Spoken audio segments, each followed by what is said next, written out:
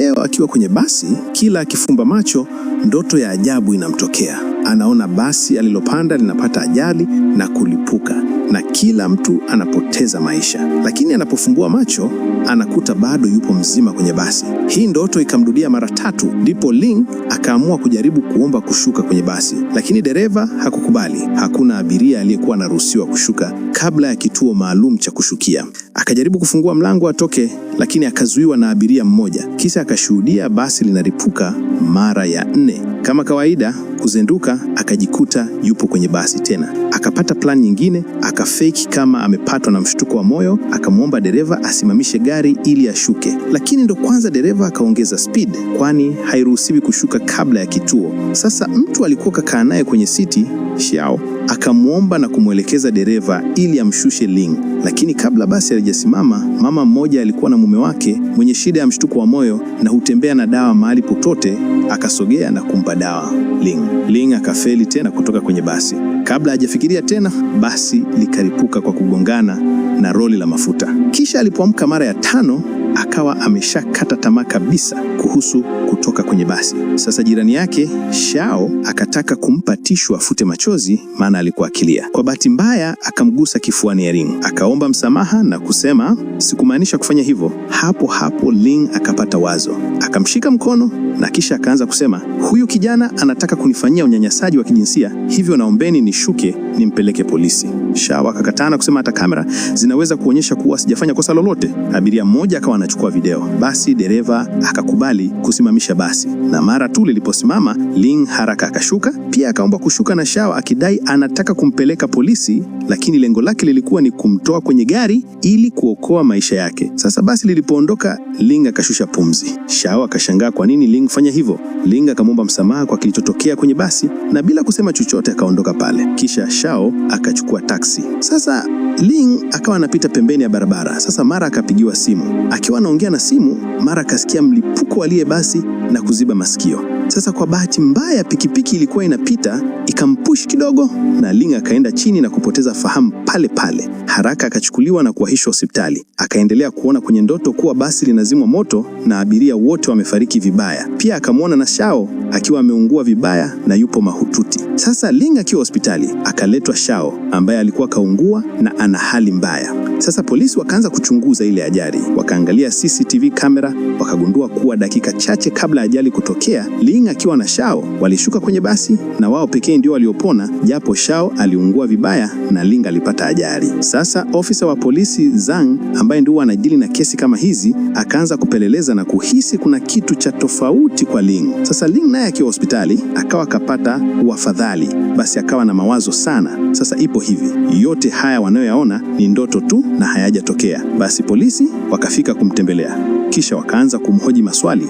Mara akafika ofisa mwingine Jiang Yi kwa ajili ya kumhoji pia Ling. Basi Ling baada ya muda akakumbuka jinsi ilivyokuwa. Sasa akawa anawaelezea maofisa, lakini hawakumuelewa kabisa. Wakiendelea na mahojiano, ofisa Jiang Yi akatumiwa meseji kuwa hali na Xiao inaenda kuwa mbaya. Wamejaribu kustua mapigo ya moyo na shock, lakini hakuna matumaini. Mara moyo wake ukastop, lakini cha ajabu akaamka na kujikuta tena kwenye basi akiwa mzima na pembeni yupo Ling. Sasa akakumbuka kuwa alishuka kabisa na Ling. Sasa kuwaje ni mzima na upo kwenye basi? Akawa haelewi. Sasa Ling naye akazinduka na kujikuta yupo tena kwenye basi. Kwake ilikuwa kawaida, kwani imeshamtokea mara kadhaa. Basi akafurahi kwani kapata sapoti ya mtu ambaye anapata maono kama yeye. Basi akamweleza na kumtoa wasiwasi kuwa hata mimi hii hali imenitokea mara kadhaa. Kinachotakiwa tutaufate njia ya kuzuia ajali isitokee na kuokoa maisha yetu na ya abiria wengine. Lakini Xiao alikuwa kama kachanganyikiwa hivi, yani alikuwa bado haamini. Akaamua kuhama hadi city, yani akili yake haikuwa sawa. Lakini bado zile kumbukumbu za matukio yaliyotokea kabla zikawa zinamrudia. Basi Xiao akataka kushuka kwenye basi ili kuokoa maisha yake. Akamwomba dereva asimamishe basi, lakini ilishindikana. Ling akamwambia, hii njia nilijaribu pia lakini bado nikafeli. Mara abiria mmoja akamkamata Xiao na kumtupa chini. Akiwa chini, mara basi likagongana na roli la mafuta, kisha likaripuka vibaya sana. Lakini wakazinduka tena na kujikuta wapo kwenye basi na ni wazima. Sasa Xiao akasogea jirani na kioo, akajaribu tena kujiokoa kwa kujaribu kupitia dirishani, lakini hakuwa anatosha.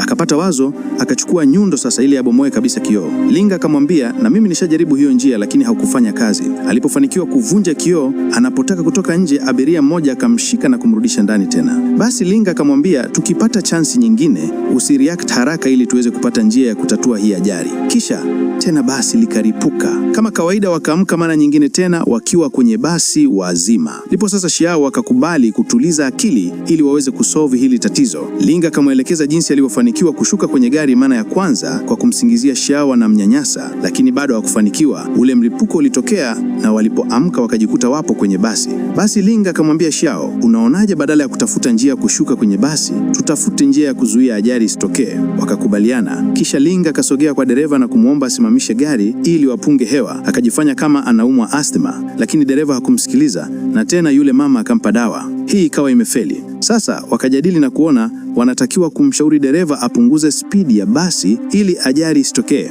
Lakini wakati huo huo, roli la mafuta na pikipiki vilikuwa vinakaribiana. Sasa Xiao kuangalia mbele akaiona pikipiki na kumwambia dereva, angalia mbele. Kwa bahati, dereva akafunga breki na roli likasimama. Basi wakawa wamefanikiwa kuokoa ajali, wakifikiri wamemaliza kazi.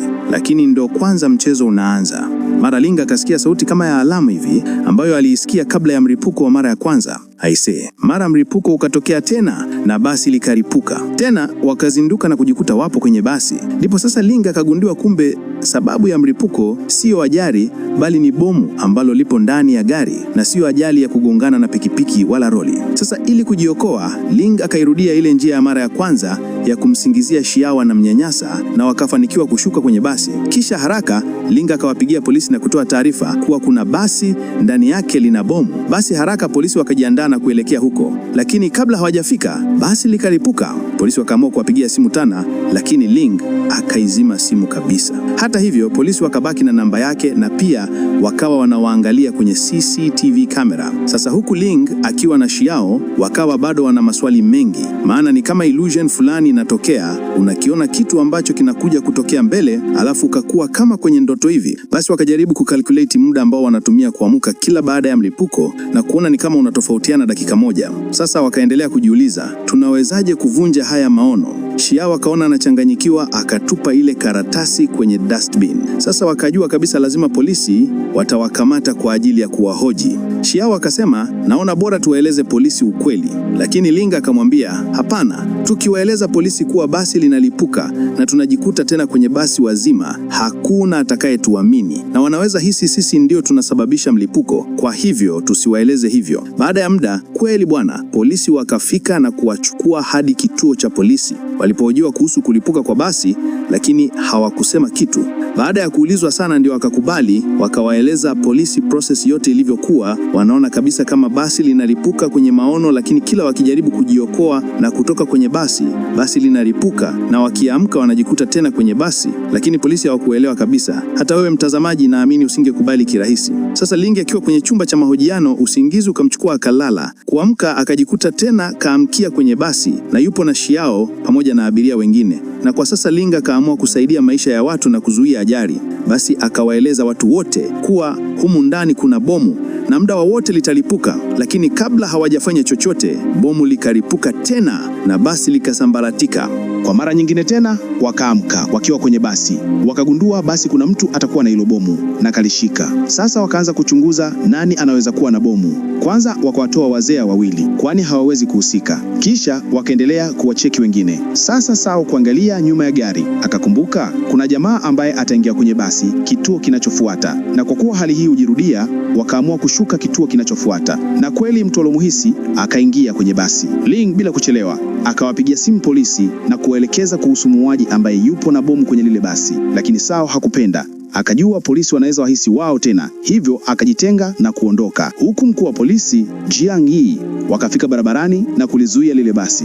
Kisha afisa mmoja wa polisi akaingia ili kulikagua, lakini hapo hapo basi likalipuka. Mkuu wa polisi Jiang Yi akajaribu kupiga simu kwa polisi eneo lile, haikupokelewa. Akajua washapoteza maisha. Sasa huku Sawa fio hapa akaanza kujilaumu, kwani amemwacha Ling peke yake. Na kweli Ling akakamatwa kama suspect, kwani walipoangalia CCTV kamera alionekana kabla ya mlipuko kutokea alishuka kwenye basi akiwa na Sao. Sasa Sao akampigia simu Liang, lakini Ling akamkataza asimtafute ili asijengia matatizoni. Sasa Sao akaamua kunywa vidonge vya usingizi, na kwa sasa akaamua kushirikiana na Ling watakapoamka. Basi wakazinduka tena kwenye basi, na Sao akamwomba msamaha kwa kumwacha peke yake mara iliyopita. Pia akamuahidi kumsaidia na kuhakikisha wanaokoa maisha ya watu katika basi. Sasa kama mara ya kwanza walivyomsuspect jamaa mwenye amevalia black, basi Ning akasogea karibu yake makusudi, na Sao naye akajifanya kama boyfriend wa Ling, akasogea naye karibu. Jamaa akalikumbatia begi vizuri, kisha sasa wakashika begi na kutaka kupokonya. Jamaa akakomaa nalo, na kabla hajafanikiwa bomu likalipuka tena. Wakazinduka tena na yule jamaa mwenye black akaingia kwenye gari. Kwa sasa Sao akamsingizia kwamba ameiba picha za Ling. Hii ikaleta tafulani mle ndani. Jamaa akawa anajaribu kukimbia, wakati Ling na Sao wakitaka kuchukua begi. Mara jamaa akapata mshtuko wa moyo. Licha ya hivyo, hakukubali kuachia begi, na tena bomu likalipuka tena. Sasa walipozinduka wakaamua kuja na mbinu mpya kabisa ili kuzuia mlipuko wa bomu kwenye basi. Sasa basi liliposimama, kabla yule jamaa hajaingia, Ling akasogea na kumtinga yule jamaa asiingie. Kisha wakamshika mkono na kumzuia kuingia kwenye basi, na basi likaondoka. Sasa wakajaribu kufungua begi ili walione hilo bomu, lakini cha ajabu wakamwona paka kwenye begi. Paka akaruka na kukimbia. Kumbe yule jamaa alikuwa anamficha paka kwa sababu wanyama hawaruhusiwi kwenye basi. Sasa wakaanza kumsaidia kumtafuta paka wa yule jamaa, lakini wakiwa hapa, mara hafla ukatokea ule mlipuko tena, na wakashuhudia kwa mbali moshi wa ule wa mlipuko. Sasa inakuwaje? Walizani huyu jamaa ndiye atakuwa na bomu, lakini licha kuwa wamemshusha, wamemkuta na paka tu, na mlipuko umetokea tena kwenye basi. Hii ikimaanisha bado hawajasolve tatizo.